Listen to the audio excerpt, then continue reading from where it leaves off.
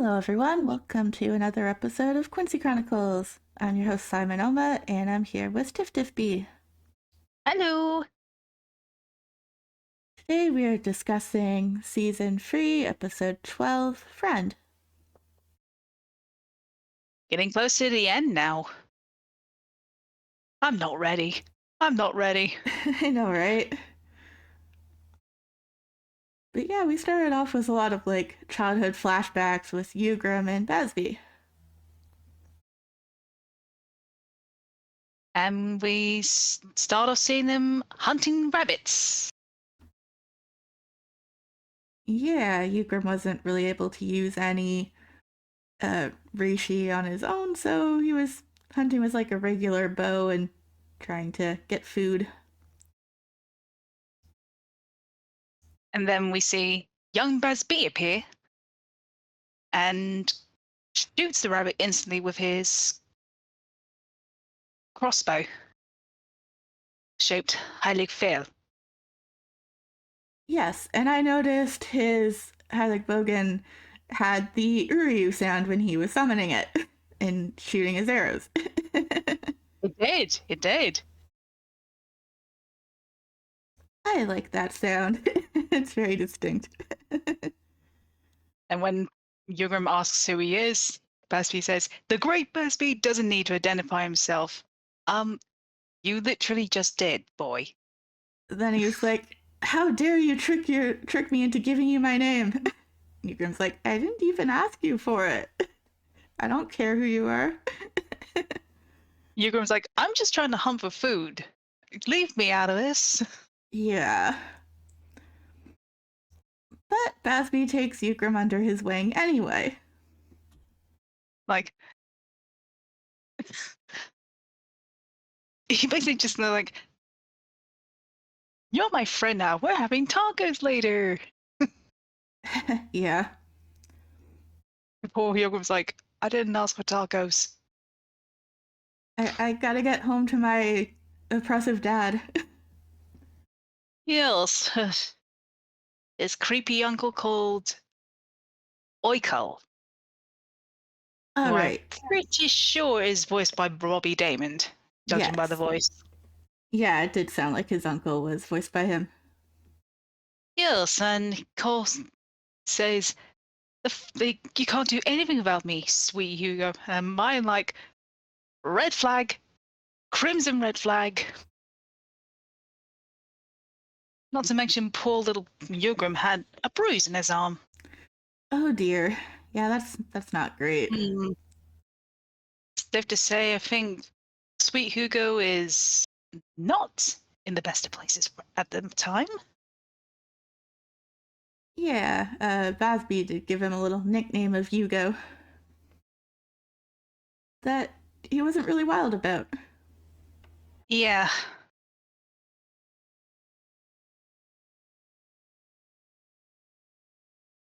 6 months later, we see Basby and his mother watching basically a massacre.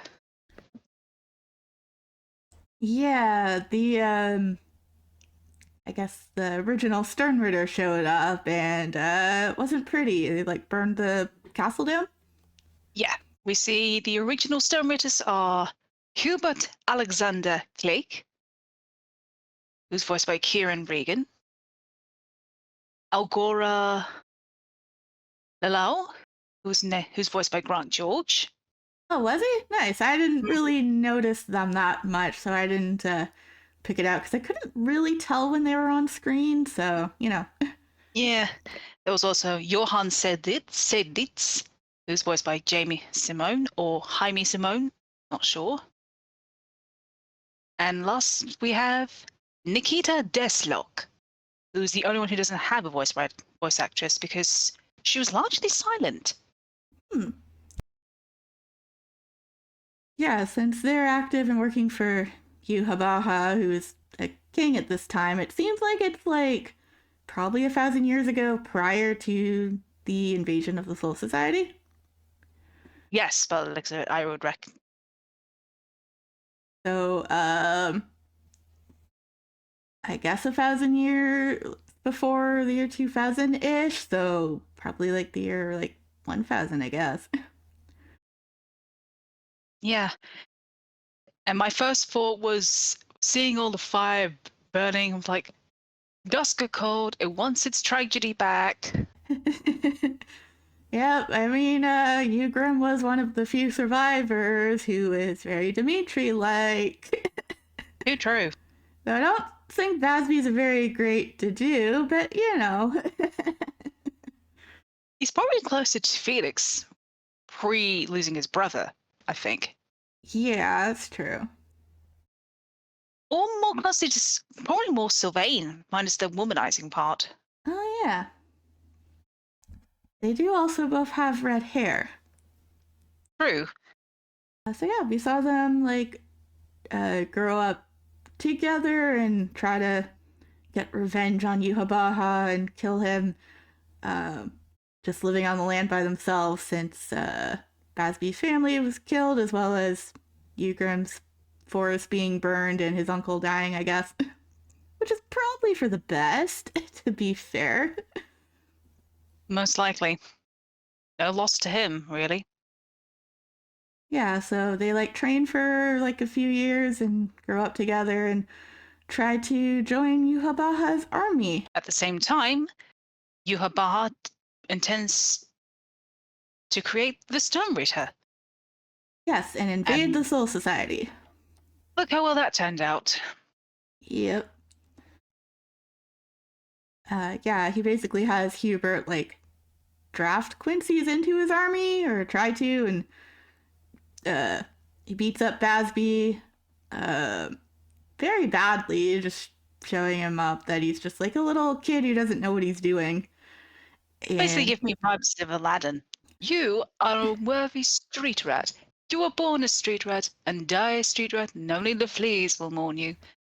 He pretty much just said that, really. that's true, he did. Meanwhile, Yuhabaha appears and goes over to Ugrim and saying how special he is and that he will fight alongside him and yeah, that he'll join the army alongside him, and he's the one that Yuhabaha was looking for to be his other half and lead the Sternritter with him, with how Ugrim is a special Quincy who can only share his reishi with others and not produce his own. And basically, he tells Basby that he only got strong because Hugo was around him, which obviously Baz is not happy about. Oh yeah, that just fans his flames even hotter to want revenge and to kill him. Yeah, fan the flames, why don't you? Well, Ugrim is welcomed into the army with open arms. Basby has to struggle and fight for it and get in on his own merit, which is a few years later. That just gives me vibes of the Adrestian Empire. Either that or the whole Zuko Azula thing, she was born lucky, I was lucky to be born. Oh yeah, that's true. Ugrim's the new commander of the army now, and he's able to calm things down since he upholds the laws of no fighting between Quincy's or Sternritters. And Basby is pretty much going after him, yelling, "Fight me!" And every time, Ugrim shuts him down. Every time. Until we get Hubert, on the other hand, is like, "Oh, it's gonna be fine. Yuhabaha's not watching." And Ugrim just coldly replies, "He's always watching." Yes, Ugrim knows. Back in the present day, Basby finally gets the fight he wanted. Yeah, they kind of sprinkled the fight in around the flashbacks of Basby showing up to fight Ugrim, and because he wants to kill Yuhabaha, and well, Ugrim doesn't want that anymore, or never wanted it, even though Basby believed it. So He basically starts off asking that he's surprised that he should be asking why Basby's still alive, because he's one of the Stone Reader got hit by Osvalin and survived. Yes, he did. But yeah, they have a And pretty good fight. Well, didn't look like all of Basby's flames were doing that much to Ugram. nope, Yugrim just basically one shot at him by slicing at him. Is that what he did? It looked to me like he stabbed him, but then they kind of like cut away from it, so I wasn't sure if he actually killed him or not. Looks like he got cut across the chest because there was quite a lot of blood. Okay, so maybe dead. I mean, he survived the Osfallen, so yeah, maybe. Well, Busby doesn't go down initially. He's up long enough to basically stagger over to Yugrim, well, basically spitting up a lot of blood, just grabbing onto his jacket, and basically says that he won. Right, yeah. That was a pretty intense fight. Just like a lot of their banter against each other and how like betrayed Basby was, and realizing that Eber was probably never really on his side to begin with much. And basically, he states that he probably thought he'd feel much worse when he finally lost to Hushvald. In the end, Jurgen won, but I don't think he's walking away unscathed because he was slightly swaying from side to side with each step he was taking up the stairs. Oh, okay. I mean, yeah, it was an intense battle, so it makes sense that he would have been injured a little bit. Mm.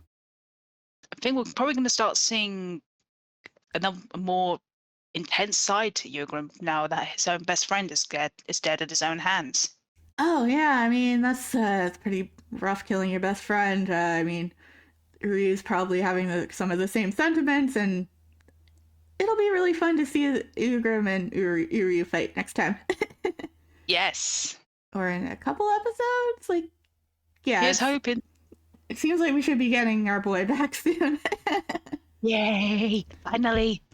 So I did also like seeing like past Yuhabaha and like how he was depicted there. Like Zangetsu really is like a incarnation of Yuhabaha from 1,000 years ago, like with the outfit Oh, and yeah. stuff. I mean, all the foreshadowing was all there right from the beginning. That is genius and Tyke Kubo's. Oh yeah, it was definitely there. Like we went through the some of like the original episodes this week too, and Mm-hmm. seeing Ichigo's inner world and his fight with Zangetsu and his hollow self. It was definitely the foreshadowing to like how his powers are from the hollow and the Quincy side of himself, and he's not really actually a Soul Reaper. So yeah, you can definitely see all like the foreshadowing there and how things like had like the little plot threads even before they like all came together in like almost 400 episodes. Mm-hmm. I say almost 400 since I'm counting Fazanir Blood War as well.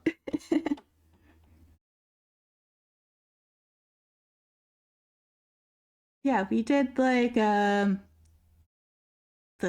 inner world fight. We did like a bit of the Kenpachi fight. What else did we see this week? Oh yes, the Chad fight with Shunsui. Yes. We also saw him taking on another member of one of the other squads. What's wrong, Ryuka? Are you scared? Is he trying to channel his inner Bruce Lee? Yeah. And Chad is like, yeah, no. Basically sucker punches him into the air. Chad took down the guy quickly, and then Shunsui appeared with throwing flowers at him. And I with the least impressed look on her face, like, I don't get paid enough for this, if I even get paid at all. Yeah. It's even more funnier when you consider the account about their relation.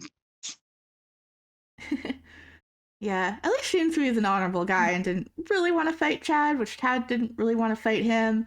Uh, we also got to see the Chad flashbacks too with how he met Ichigo.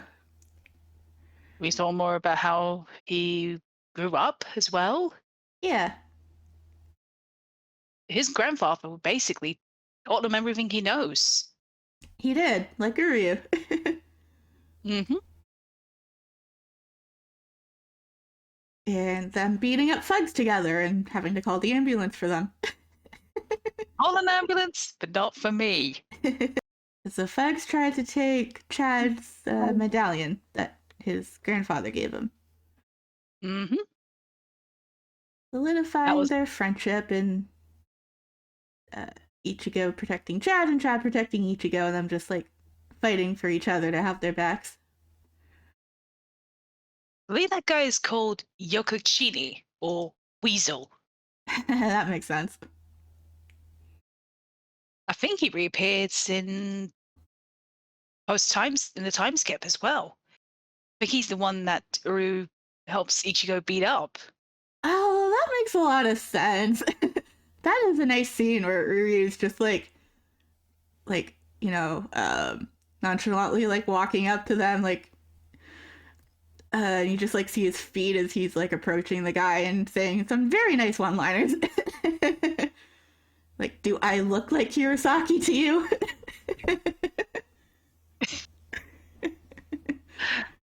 In his winter school uniform, the gray one, with his new hairstyle. Like, oh, that's a good scene. I gotta admit, the time skip was pretty kind to him. Oh, totally. Spoilers for whenever we get there if we do recordings on the Fullbringer Indeed. season, but yeah. Indeed. That is a good scene for Uri. He really said these looks aren't just for show. Yes, he did.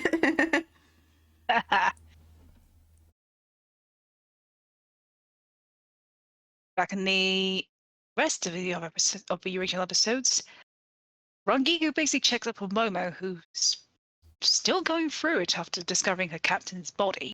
Oh, right. Rangiku gave Momo the letter from Aizen. Mm-hmm. And she actually gives her a few sound advice as well, which is rare for Rangiku.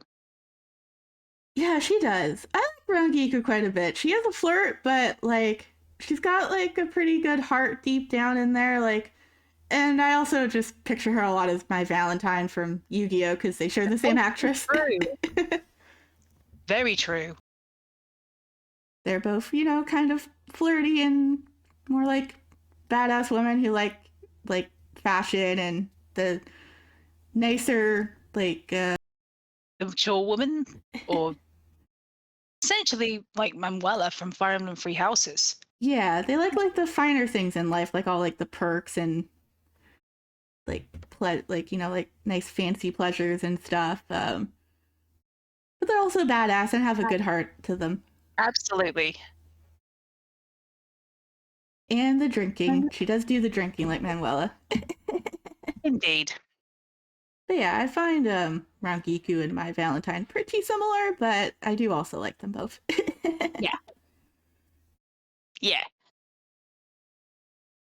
Yeah, I had known like all along that Rangiku was her as well, like that they had the same voice actress. I just like hadn't really like looked for it or said it much, but like as soon as I heard Rangiku, even like watching it back in the day, I'm like, oh, yep, that's her. And especially like back then, I was a lot more into Yu-Gi-Oh at the same time, so Meanwhile, Ichigo is finding himself up against the most dangerous man in the Soul Society, Kenpachi Zaraki. Yes, or Kenny, as he is referred to by Yachiru, who is a little terror, like Kokichi-like terror with pink hair. She's just a demon of chaos. Yes. And it's apparently the president of the Soul Society's Women's Association. Yes, she is, with Nanao being the vice president and just, keeping that whole thing together and not going off the rails. Somebody has to. I mean, when the poor, like, little soldier guy, like, grunt guy, like, comes up to Yachiru in the middle of Kenny's battle with the wartime notice and, like, the announcement of the body discovery there. I guess call it the Monokuma file just for funsies' sake. The poor grunt Uh, like comes up to her with it, and she's like, "Yeah, I'll read it later. Don't interrupt Kenny's fight," and beats him up with her well, shikai. to be honest, you could just about make out the image of Hashikai even from the episode. Yeah. So yeah, We that don't really we don't really see it until later on in the series, I think. true. But that poor unsuspecting grunt who drew the short straw to go deliver that message. It's like I'm just told to send a message. I don't get paid enough for this. Yeah, she is scary, even though she's a cute little thing. It's always the pink-haired ones you gotta watch out for. Yep. Always a little And chaos gremlins. while this fight goes on, Ichigo sees Sangetsu again. Yes, and we have the introduction of White Ichigo and the whole king and the horse thing. Mm-hmm. Gotta admit, I think Johnny probably has a lot more fun voicing White Ichigo. Oh yeah, he definitely sounds insane and like more eccentric as him, and yeah, definitely more fun. But yeah, you can definitely see like the foreshadowing and beginnings of Ichigo's powers from those two in like this first appearance of them. And you also see like some foreshadowing of Kenpachi's sword as well. Oh Because when yeah, Zangetsu talks to him, he says, "Hear how his sword screams," or something like that. that's true. And like Zangetsu's words really do like um I don't know if mimic's the right word, but they really do like sound like the inflections and stuff, the way he speaks. It does really sound like a lot like Yuhabaha, which we know later that he is, but um, having the same voice actor and just like the way he speaks, it's like, yeah, okay, you really are Yuhabaha, like a version of him that's helping Ichigo along. He was basically preparing Ichigo for the battles to come, whether it was in the Soul Society, in the filler arc, against Aizen, basically all the way up to Yuhabaha. He was getting him ready for the battles ahead. Like he knew that he'd confront Yuhabaha someday. Oh yeah, definitely. And you can see like the mentorship and like the carings. He is really like a better father figure than a lot of the other father figures in the series. Ishin is at least there for his son, but he's a bit much. And of course, we know Ryukin is not exactly winning Father of the Year awards with Ryu. Yep, it's that Quincy bad father lineage going on. Yep. Even with Yuhabaha hating his own father, the Soul King. We also get a few funny moments, such as Yui Chika popping out to see Kaku, and his hair's just gone blown up like an afro. There was that too. And we also had a little bit of the world of the living with the Don Kanonji gathering the little kid Power Ranger force with Oh yeah, Karid and Jinta and helping Yuzu with her little kitty cat problem that that was the Hollows were chasing. cutest kitty. It sure was. That might have actually been from a couple weeks ago, but figured I'd still add it in. Spirits are forever with you. Indeed. I do like those episodes a bit, or like the end bits of them, because Yuri usually pops up with how he like designed their costumes. He wasn't in that one, but Don Kanonji, he's alright in like small doses, but he's a bit much. Yeah, I'm not a fan of him. That's why I said small doses. Yes. And then there's so many wah-ha-ha-has you can tolerate. You're like, okay, we get it. Yeah, back with Shunsui and Chad's fight. Unfortunately, Chad didn't really last long against him, especially Shunsui bringing out his Zanpakutos. Though he did not let Nanao deliver a final blow since they also got the Aizen is dead letter, and he's like, oh, well, I don't think the Ryoka did it, but it'd be good to keep them alive for questioning, so at least Chad will be okay and was allowed to survive. Indeed. So there's that. Meanwhile, we see Retsu and Ahana, head of Squad 4, basically essentially conducting an autopsy. Oh yeah, on Aizen, yeah, like saying that it wasn't a like a Gigai body, it was the real deal, and that well, he's dead. Of course, we know that's not exactly the case. As Aizen likes to say himself, what's even more terrifying is the betrayal you cannot see. Indeed, it is. But yeah, I think we got a good talk about the episodes down. Is there anything else you want to say before we finish it? I'm not looking forward to next week's episode of Bleach Fountain of Blood War. I hope our boy's gonna be okay.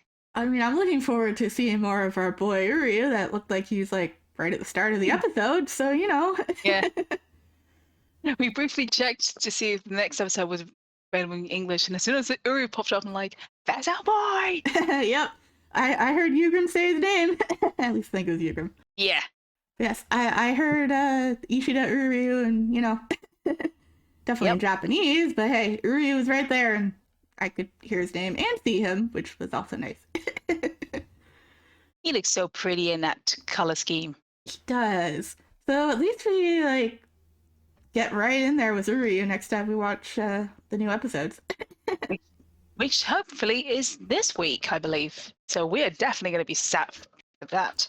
Yeah, this might be the last video to do like discussing Thousand Year Blood War, or the second last one, depending on like if the English is gonna give us the double like Japan had, or if they'll split it up into 2 weeks. I don't know. I don't know if Steve actually posted if he'd done the dub of 12 and 13.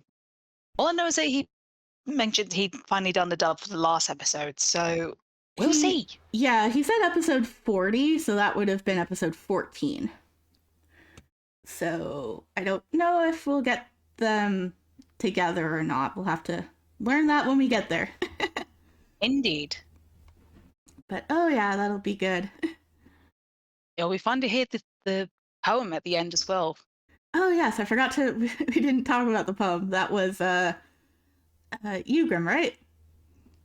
This week's episode was that was done by Yugrims. I believe next week's will be done by Uryu. Yes, give us another Uryu poem. Let me see if I can find. I know Yugrim's talked about the balance of the scales. Yes, let me see if I can track it down. Here we are. There is no pain as long as I keep my eyes on the balanced scale. That was it. I wonder if that's his feelings about Busby's death. It's certainly possible. But I think that would be a good note to close this on, unless there's anything else you want to say. I can't think of anything. Alrighty then, on that note, thank you for joining me, and thank you for watching, everyone. We'll be back with episode 13 next time, and maybe episode 14. I don't know. We will see. Indeed. So until then, thanks for watching, everyone. Bye. Bye.